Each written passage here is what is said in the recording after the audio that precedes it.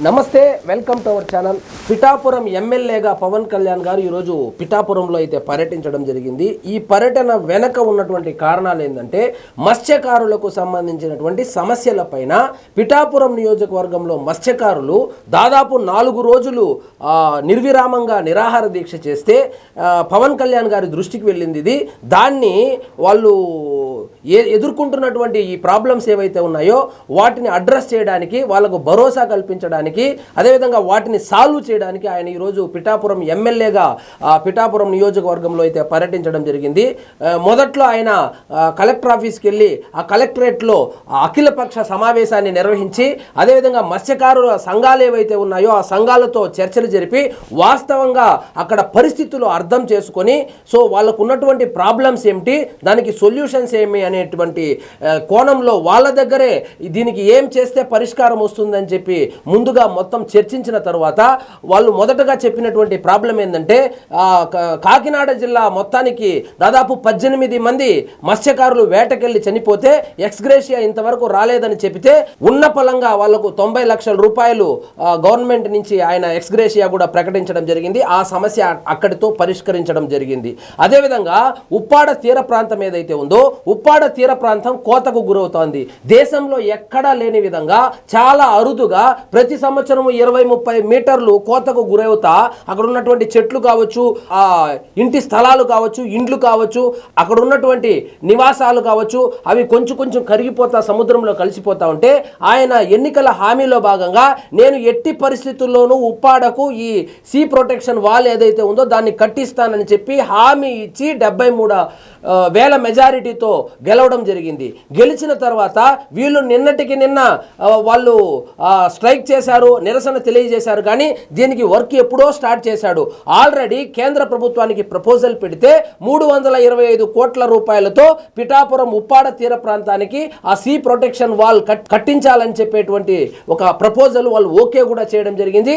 అది చర్చలు చేస్తున్నారని చెప్పి నేనే చాలా వీడియోల్లో ప్రస్తావించడం జరిగింది. అదేవిధంగా ఈ రోజు కూడా పవన్ కళ్యాణ్ గారు అదే విషయాన్ని ప్రస్తావించారు. సో ఇదేమి రాష్ట్ర ప్రభుత్వం చేతిలో ఉండదు, ఈయన ఉప ముఖ్యమంత్రి కదా, ఎంతసేపు పని చంద్రబాబు నాయుడు గారిని అడిగితే ఇవ్వరా అని చెప్పేదానికి ఉండదు. అది సెంట్రల్ గవర్నమెంట్కు సంబంధించినటువంటి అంశం కాబట్టి సెంట్రల్ గవర్నమెంట్తో ఏదైనా పని చేపించుకోవాలంటే దానికి కొన్ని రూల్స్ అండ్ రెగ్యులేషన్స్ ఉంటాయి, ఒక పద్ధతి ఉంటుంది. సో ఆ పద్ధతి ప్రకారము ఆయన ఒకటే చెప్పాడు, నేను ఎన్నికల్లో హామీ ఇచ్చాను, ఈ గోడ కట్టిస్తానని చెప్పాను, నన్ను నమ్మండి, ఖచ్చితంగా ఈ గోడ అయితే కడతానని చెప్పి వాళ్ళకైతే హామీ ఇవ్వడం జరిగింది. సో నేను మాట ఇచ్చానంటే ఖచ్చితంగా చేస్తాను, నేను చెప్పే మాట ఖచ్చితంగా చేస్తాను, చేసే మాటలే చెబుతానని చెప్పి కూడా వాళ్ళకు హామీ ఇవ్వడం జరిగింది. అదేవిధంగా ఈ గోడకు సంబంధించి 14వ తారీఖున ఢిల్లీలో ఏదో ఒక మీటింగ్ ఉంది. ఆ మీటింగ్లో వాళ్ళు 250 కోట్లే ఇస్తామంటున్నారు, లేదు నేను 325 కోట్లు కావాలని అడిగి ఉన్నాను, దాని మీద కూడా ఒక క్లారిటీ వస్తుందని కూడా పిఠాపురం మత్స్యకారులు ఎవరైతే ఉన్నారో ఆ ఉప్పాడ తీర ప్రాంత ప్రజలు ఎవరైతే ఉన్నారో వాళ్ళకైతే భరోసా ఇవ్వడం జరిగింది. ఇక రెండోది ఆ పొల్యూషన్ వలన అక్కడ చుట్టుపక్కల ఉన్నటువంటి ఆ ఇండస్ట్రీస్ ఏవైతే ఉన్నాయో వాటి ద్వారా వచ్చేటువంటి కాలుష్యం వలన ఈ మత్స్య సంపద తరిగిపోతా ఉంది. వేటకెళ్ళినప్పుడు చేపలే దొరకడం లేదని ఆ మత్స్య సంపద రోజు రోజుకు తరిగిపోతా ఉందని చెప్పి పవన్ కళ్యాణ్ గారి దృష్టికి తీసుకొని వస్తే అక్కడ దివీస్ ల్యాబొరేటరీ కావచ్చు, అరబిందో కంపెనీ కావచ్చు, ఇతర ఆక్వా కంపెనీలు ఏవైతే ఉన్నాయో వాటి ద్వారా వచ్చేటువంటి ఆ వ్యర్థాలు ఏవైతే ఉన్నాయో దాన్ని సముద్రంలో కలుపుతా ఉన్నారు. సముద్రంలో కలపడం వలన ఈ మత్స్య సంపద రోజు రోజుకి తరిగిపోతా ఉంది. సో వేటకెళ్ళినప్పుడు మాకు ఆ వేట దొరకడం లేదు, ఆ చేపలు దొరకడం లేదు, కాబట్టి మాకు ఉపాధి కష్టమవుతా ఉందని చెప్పి వాళ్ళు ప్రస్తావించడం జరిగింది.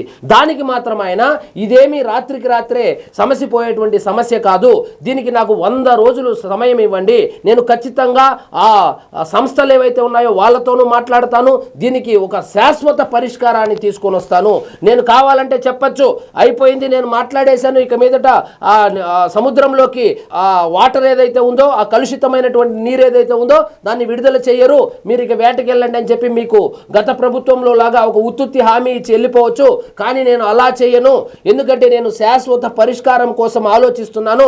నేను పొద్దున మత్స్యకారులతో మాట్లాడినప్పుడు, మత్స్యకార సంఘాలతో మాట్లాడినప్పుడు వాళ్ళు మేము పరిశ్రమలకు మేము వ్యతిరేకం కాదు, కానీ పరిశ్రమల నుంచి వచ్చేటువంటి ఈ కాలుష్యానికి మాత్రమే మేము వ్యతిరేకం అని చెప్పి వాళ్ళు నాకు చెప్పడం జరిగింది. కాబట్టి నేను ఖచ్చితంగా ఆ పారిశ్రామికవేత్తలు కావచ్చు, ఆ పరిశ్రమలు వ్యాపారాలు ఎవరైతే నడుపుతా ఉన్నారో వాళ్ళతో మాట్లాడి దీనికి శాశ్వత పరిష్కారాన్ని అయితే నేను చూపిస్తాను, కాకపోతే నాకు 100 రోజులు టైం కావాలని చెప్పి ఆయన అయితే అడగడం జరిగింది. ఇక మరొక ఇంపార్టెంట్ విషయం చెప్పాడు, అదేంటంటే ఎవరైనా రెచ్చగొట్టి వెళ్ళి మనము నిరసనలు చేద్దాం, పిఠాపురంలో వెళ్ళి నిరసనలు చేస్తే మీడియా కవరేజ్ వస్తుంది, అదేవిధంగా పవన్ కళ్యాణ్ గారు స్పందిస్తారు, ఈ సమస్యకు పరిష్కారం వస్తుందని రెచ్చగొడితే రెచ్చిపోవద్దండి. ఎందుకంటే ఈ సమస్య ఇప్పటిది కాదు, దివీస్ ల్యాబొరేటరీ ఎప్పటిది, అరవిందో కంపెనీ ఎప్పటిది, ఎప్పటి నుంచి కలుషితం జరుగుతోంది. ఇప్పుడు మనం గవర్నమెంట్లోకి వచ్చి కేవలము 1.5 సంవత్సరం అయింది. కాబట్టి నా దృష్టిలో ఉంది, ఒక పర్యాటక శాఖ మంత్రిగా నా దృష్టిలో ఈ విషయాలన్నీ ఉన్నాయి. కాకపోతే మీరు నిరసనలు తెలియజేసి ప్రెజర్ పెట్టద్దండి. ఏదైనా ఒక పని చేయాలంటే ఖచ్చితంగా కొంచెం సమయం కావాలి. ప్రతిరోజు మీరు నోట్స్ పెట్టుకొని ఈ 1 రోజు అయింది, 2 రోజులు అయింది, వాల్ ఎంతవరకు కట్టారు, రోడ్లు ఎంతవరకు వేశారు అంటే నా చేతిలో ఏమీ అల్లావుద్దీన్ అద్భుత దీపం లేదు. కాబట్టి మీరు దయచేసి ప్రెజర్ పెట్టద్దండి. నా టర్ములో అంటే ఈ 5 సంవత్సరాల్లో నేను ఇచ్చినటువంటి హామీలు ఏవైతే ఉన్నాయో అన్నీ నెరవేరుస్తాను అని చెప్పడం జరిగింది. అదేవిధంగా మత్స్యకారులు ఇక్కడ వేట దొరకనప్పుడు, ఇక్కడ సరిగ్గా చేపలు లేనప్పుడు వాళ్ళు అంతర్వేది మరియు ఇతర ప్రాంతాలకు వెళ్తే అక్కడ ఉన్నటువంటి మత్స్య సంఘాలు ఎవరైతే ఉన్నారో వాళ్ళైతే అడ్డుకుంటున్నారని చెప్పి కూడా ఆయన దృష్టికి రావడము, దానికి ఆయన రాజోలి ఎమ్మెల్యేతో మాట్లాడి ఆ రాజోలి ఎమ్మెల్యే కూడా అక్కడ ఉన్నటువంటి మత్స్యకార సంఘాలు ఏవైతే ఉన్నాయో వాళ్ళతో మాట్లాడి ఎవరైనా పిఠాపురానికి సంబంధించి లేదా కాకినాడకు సంబంధించిన ఎవరైనా మత్స్యకారులు కనుక వేటకు వస్తే వాళ్ళను అడ్డుకోవద్దని చెప్పి వాళ్ళను రిక్వెస్ట్ చేయడం జరిగింది. దానికి వాళ్ళు ఒప్పుకున్నారు. కాకపోతే ఒక కండిషన్ పెట్టారు, ఏంటంటే పెద్ద పెద్ద రింగులు ఉన్నటువంటి వలలు కనుక వేస్తే అందులో ఉన్నటువంటి పిల్లలు పెద్ద చేపలు కాకుండా పిల్లలు కూడా ఆ వలలో పడిపోతుంది. కాబట్టి మత్స్య సంపద అక్కడ కూడా పెరగడానికి అవకాశం ఉండదు. కాబట్టి ఆ ఒక్క కండిషన్ అయితే అడిగారు, అది కూడా డిస్కస్ చేస్తున్నాము. దాని మీద కూడా మీకు తొందరలో శుభవార్త చెబుతాననే చెప్పుకొచ్చారు. కాబట్టి ఈ పిఠాపురానికి సంబంధించి దయచేసి ఎటువంటి ఆందోళన కార్యక్రమాలు కావచ్చు ఇలాంటివి చేయొద్దండి. నాకు 100 రోజులు సమయం ఇవ్వండి. నేనైతే కనుక ఖచ్చితంగా మీకు ఇచ్చినటువంటి ఎన్నికల హామీలు ఏవైతే ఉన్నాయో ప్రతి ఒక్కటి నెరవేరుస్తాను అని చెప్పుకొచ్చాడు. వాస్తవంగా ఇలా గొడవలు సృష్టిస్తూ ఉండేది ఏంటంటే అప్పుడెప్పుడో వెలివేసేసారని చెప్పి పిఠాపురం నియోజకవర్గానికి సంబంధించి కాపులకు దళితులకు మధ్య గొడవలు సృష్టించాలని చెప్పి తీవ్ర ప్రయత్నం చేశారు ఈ వైఎస్ఆర్సీపీ వాళ్ళు. కానీ కలెక్టర్ కలెగ చేసుకుని అక్కడ ఒక కమిటీ వేసి వాళ్ళిద్దరి మధ్య చర్చలు జరిపి ఆ సమస్యను పరిష్కరించే విధంగా చేయడం జరిగింది. సో అది కుదరలేదని ఇప్పుడు మత్స్యకారులు ఎవరైతే ఉన్నారో మత్స్యకారులను రెచ్చగొట్టేటువంటి ప్రయత్నాలు చేస్తున్నారు. పిఠాపురం మత్స్యకారులను రెచ్చగొట్టి బయట నియోజకవర్గాల నుంచి ఆ మత్స్యకారులను తీసుకొని వచ్చి పిఠాపురం వేదికగా గొడవలు సృష్టించి అల్లర్లు సృష్టించి ఇలా నినాదాలు చేపించి ఆ యూట్యూబర్లు ఎవరైతే వస్తారో వాళ్ళ దగ్గర వీడియోలు తీపించి పిఠాపురం ఎమ్మెల్యే కనబడడం లేదు, ఆయన ఎక్కడో ఓజీ షూటింగ్ చేసుకుంటున్నాడు, ఇంకొక షూటింగ్ చేసుకుంటా ఉన్నాడు అని చెప్పి వీళ్ళు ఆ వీడియో బైట్స్ సోషల్ మీడియాలో వైరల్ చేస్తున్నారు. కాబట్టి మీరు దయచేసి గుర్తుపెట్టుకోవాల్సింది ఏంటంటే నేను ఏమైతే హామీ ఇచ్చానో ఆ గోడ కట్టి తీరుతాను.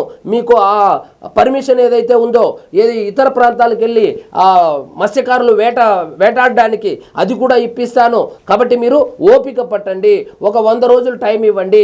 ఆ పొల్యూషన్కి సంబంధించి కూడా నేను కంపెనీలతో మాట్లాడతాను. అదేవిధంగా ఇతర శాఖ మంత్రులు ఎవరైతే ఉన్నారో వాళ్ళతో మాట్లాడతాను. ఇతర ప్రాంతాలకు వెళ్ళి ఫిషింగ్ చేయడానికి ఆల్రెడీ నేను కొల్లు రవీంద్ర గారితో మాట్లాడాను. దాని మీద కూడా ఒక పాలసీ తీసుకొని వస్తాము. అదేవిధంగా వేట నిషేధం ఉన్నటువంటి సమయంలో 20,000 రూపాయలు డబ్బులు ఇస్తామని ఎన్నికల్లో హామీ ఇచ్చాము. ఆ 20,000 రూపాయలు కూడా ఇచ్చాము. సో మత్స్యకారులకు నేను అండగా ఉంటాను. కాబట్టి దయచేసి కొద్ది ఓపిక పట్టండి అని చెప్పి ఆయన అయితే పిఠాపురం మత్స్యకారులను అయితే కోరడం జరిగింది. మరి ఇక 3 రోజుల్లో లేకపోతే ఈ 10 రోజుల్లోనే మళ్ళీ మరొకసారి వచ్చి ఏ విధంగా పొల్యూషన్కి గురవుతోంది ఈ సముద్ర తీరము అనే విషయాన్ని కూడా నేనే స్వయంగా పరిశీలిస్తాను. పరిశీలించి ప్రతి ఒక్క దానికి శాశ్వత పరిష్కారం చేస్తానని చెప్పి హామీ ఇవ్వడం అయితే జరిగింది. కాబట్టి దయచేసి పిఠాపురం నియోజకవర్గంలో ప్రజలు గుర్తుపెట్టుకోవాల్సింది, ఇలాంటి ఎమ్మెల్యే దొరకడము మీ అదృష్టము. కాబట్టి అనవసరంగా చెప్పుడు మాటలు విని వాళ్ళెవరో ప్రెజర్ పెడతా ఉన్నారని చెప్పి పక్క నియోజకవర్గాల నుంచి వచ్చి ఇక్కడ అల్లర్లు సృష్టిద్దామని చూస్తే దయచేసి వాళ్ళని ఎంకరేజ్ చేయొద్దండి. మీకు ఆయన ఇచ్చినటువంటి ఇచ్చినటువంటి హామీలు ఏవైతే ఉన్నాయో ఖచ్చితంగా 100% నెరవేర్చే నెక్స్ట్ ఎన్నికలకు వస్తాడనేటువంటి ఒక ఆలోచనకు రండి. ఎందుకంటే ఆయన ఆల్రెడీ నియోజకవర్గానికి దాదాపు 400 కోట్ల రూపాయలతో అభివృద్ధి పనులు చేశారు. ఆయన ఏమేమి చేశాడని నా ఛానల్లో దాదాపు 100 వీడియోలు చేశాను, కావాలంటే చూసుకోండి. కాబట్టి దయచేసి వైఎస్ఆర్సీపీ వల్ల ట్రాప్లో పడద్దండి. సో ఇదండి ఈరోజు మన టాపిక్. మీకు ఈ వీడియో నచ్చినట్లయితే లైక్ చేయండి, షేర్ చేయండి, ఛానల్ మాత్రం సబ్స్క్రైబ్ చేసుకోవడం మర్చిపోవద్దు.